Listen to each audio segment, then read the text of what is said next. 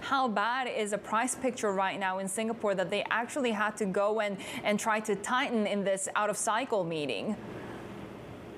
Well, it's clearly in response to the CPI numbers that we had out of Singapore yesterday. Sherry inflation there hit an 8-year high in December, quite broad-based from transportation to energy to food costs.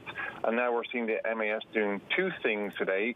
It looks like, A, they're obviously responding to the inflation story, and B, they want to, of course, try and stay ahead of the Fed. We know that the Fed are signaling some pretty serious rate hikes now in the year ahead.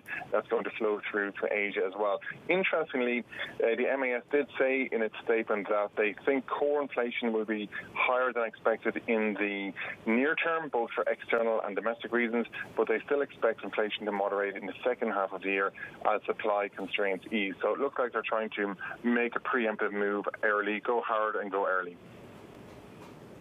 They certainly did, Enda. This was completely unexpected. What do we make of the timing of this?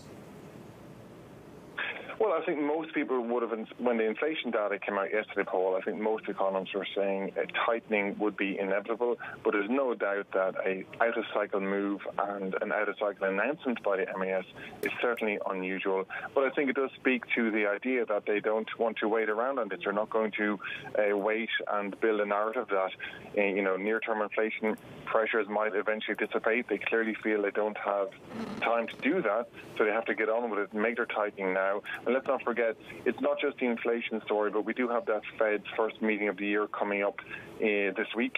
That will likely signal that rate hikes are going to begin from March. Several EM central banks will be watching that and wanting to keep ahead of the curve. So I think it all just stacks up quite neatly for the MAS to make the move now, which is both core inflation is much faster than they expected, and the Fed has made a very hawkish turn.